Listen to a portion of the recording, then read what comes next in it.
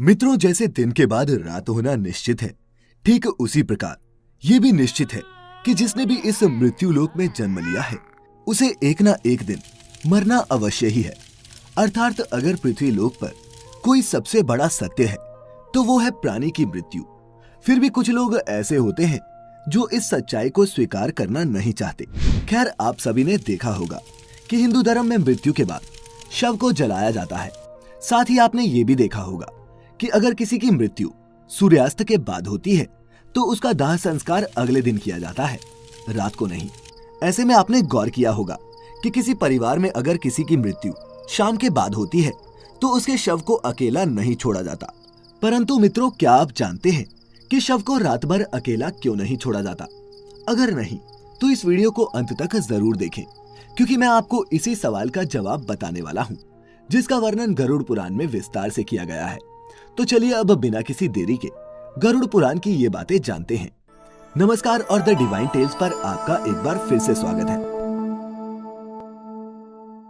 मित्रों, हमारे धर्म में मृत्यु के बाद शव को अकेला क्यों नहीं छोड़ा जाता, ये बताने से पहले हम आपको ये बता देते हैं कि कब कब अथवा किन परिस्थितियों में शव का अंतिम संस्कार नहीं किया जाता या फिर कुछ समय के लिए टाल दिया जाता है।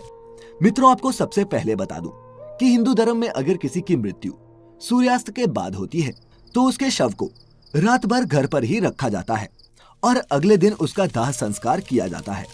इसके अलावा अगर किसी की मृत्यु पंचक समय में होती है तो उसके शव को भी कुछ समय के लिए घर पर रखा जाता है और जब पंचक काल समाप्त होता है उसके बाद ही उसका दाह संस्कार किया जाता है।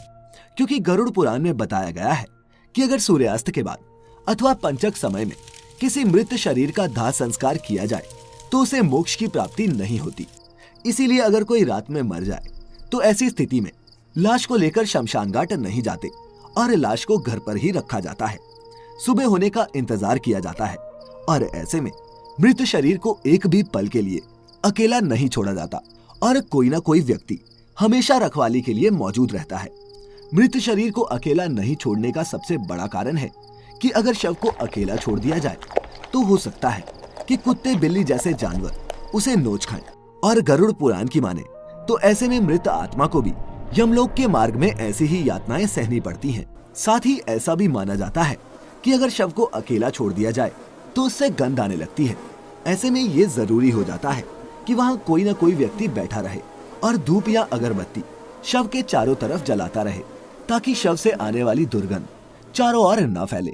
गरुड़ पुराण के अनुसार भगवान विष्णु गरुड़ जी के पूछने पर कहते हैं, हे पक्षीराज, इन सब के अलावा अगर किसी की मृत्यु हो जाती है और उसकी कोई भी संतान नहीं है, ऐसे समय पर भी शव को घर पर रखा जा सकता है जब तक कि उसका पुत्र या फिर पुत्री न आ जाए। क्योंकि जब खुद की संतान मृत शरीर को मुखाग्नि नहीं देती तो उसका उद्धार नहीं हो पाता, अर्थात वह कई वर्षों तक इसी मृत्यु लोक में भटकता रहता है। इसके बाद विष्णु जी बताते हैं कि सूर्यास्त के बाद अगर किसी मृत शरीर को जला दिया जाए, अर्थात उसका अंतिम संस्कार कर दिया जाए, तो वह मृत आत्मा असुर, दानव अथवा पिशाच की योनि में जन्म लेती है, जहां उसे कई तरह के कष्ट सहने पड़ते हैं। और यही वजह है कि हिंदू धर्म में रात को अंतिम संस्कार करने से मना किया गया है। आगे विष्णु जी बताते हैं कि रात में मृत शरीर को अकेला छोड़ दिया जाए तो उस शरीर में आसपास भटक रही दुरात्माएं भी प्रवेश कर जाती हैं, जिससे मृतक के साथ साथ उसके परिजनों को भी कई तरह के कष्ट भोगने पड़ते हैं। साथ ही ये भी बताते हैं कि शव को अकेला इसलिए भी नहीं छोड़ा जाता क्योंकि मरे हुए आदमी की आत्मा वहीं पर भटकती रहती है और अपने परिजनों को देखती रहती है। कहा जाता है कि इंसान की मौत के बाद शरीर आत्मा से खाली हो जाता है और इसी वजह से उस मृत शरीर में कोई बुरी आत्मा का साया अपना अधिकार जमा सकता है। और यही वजह है दोस्तों कि रात में शव को अकेले नहीं छोड़ा जाता और कोई ना कोई इसकी रखवाली करता रहता है। मित्रों, आप इसके बारे में क्या सोचते हैं? नीचे कमेंट्स में हमें जरूर बताएं। साथ ही अगर आपको गरुड़ पुराण की ये बातें पसंद आई हो तो इसे ज्यादा से ज्यादा लाइक और शेयर करें। अगर आप हमारे चैनल पर नए हैं तो ऐसी ही और भी आध्यात्मिक और पौराणिक कथाओं और जानकारी के लिए हमारे चैनल को सब्सक्राइब कर लें और साथ ही में बेल आइकन भी दबा दें ताकि आपसे हमारी कोई भी वीडियो मिस ना होने पाए। फिलहाल आज की इस वीडियो में इतना ही। अब हमें इजाजत दें। आपका बहुत बहुत शुक्रिया।